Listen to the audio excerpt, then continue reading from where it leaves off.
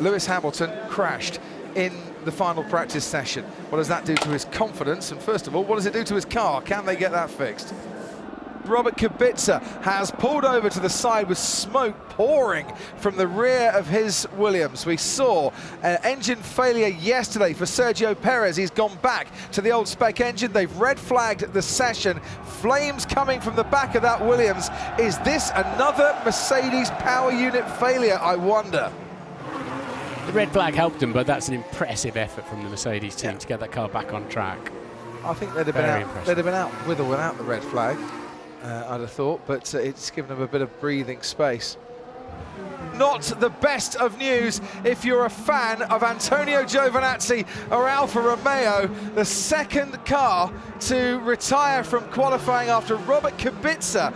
Giovinazzi is now out as well. They've red flagged the session, and with only 43 seconds on the clock, that's it for qualifying, and it means that in Q1, George Russell, Danny Kvyat, Carlos Sainz and Pierre Gasly will all join Robert Kubica and won't take any further part. So Carlos, the session won't be restarted, I'm afraid. That means we're P17, P17. Oh, that's a bit of a blow.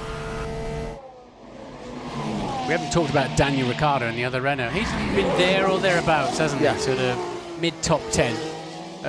All the way through. I think he's in a nice position, Daniel, at the moment for tomorrow's race. And his teammate was 11th, goes 7th, just ahead of Daniel Ricciardo, who's out on the track at the moment. Kevin Magnussen, the driver, at risk, and even more at risk now as he stays 10th on the road. Sergio Perez next across the line, he stays only 9th. Ricciardo next across the line, goes 5th. And behind them, Lando Norris.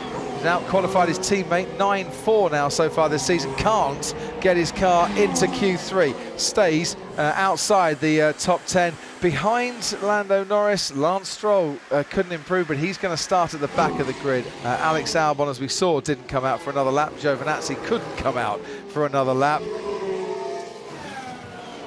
This is affecting their outlap. Oh, he's had to lock up Hamilton there just to avoid his teammate Valtteri Bottas. They've now let the Ferraris past. They had to get out of the way there because Raikkonen was on a hot lap. It was Raikkonen that shot through the picture.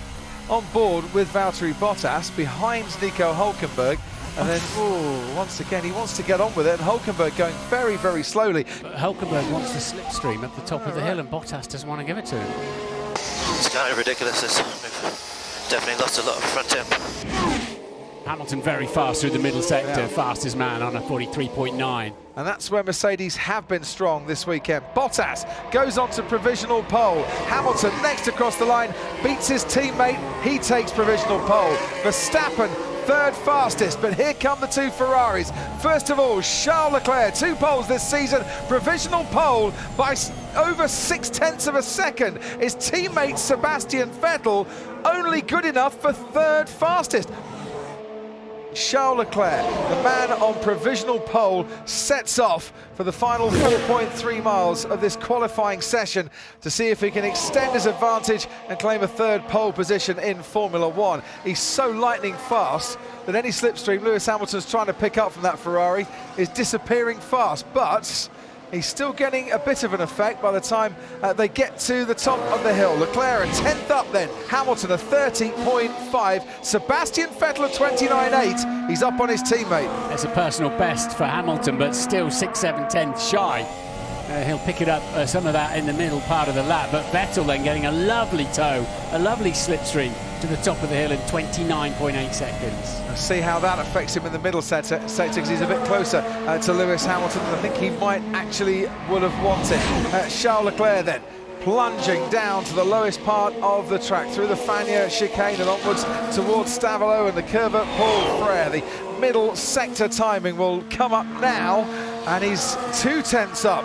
Charles Leclerc stretching his advantage, but Lewis Hamilton's pulled back 2/10 on Leclerc through that middle part of the lap, and Sebastian Vettel has lost time in comparison to both Hamilton and Leclerc, so it's pretty neck and neck between the two Ferraris. Yeah, Vettel though, that's not a great middle sector for Vettel, is it? 44.7, 4 tenths shy of his teammate. That's going to hurt him. I did wonder if he was a bit too close to the Mercedes. Verstappen crosses the line, stays fifth fastest.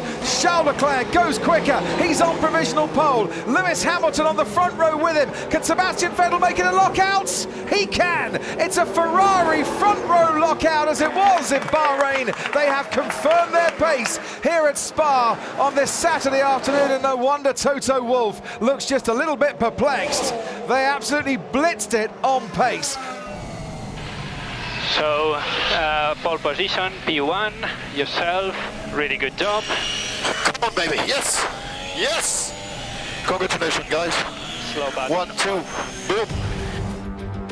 Leclerc takes pole, beats Sebastian Vettel. It's Hamilton and Bottas on row 2. It's Verstappen and his former teammate Ricciardo on row 3, ahead of Hülkenberg, Raikkonen, Perez and Magnussen.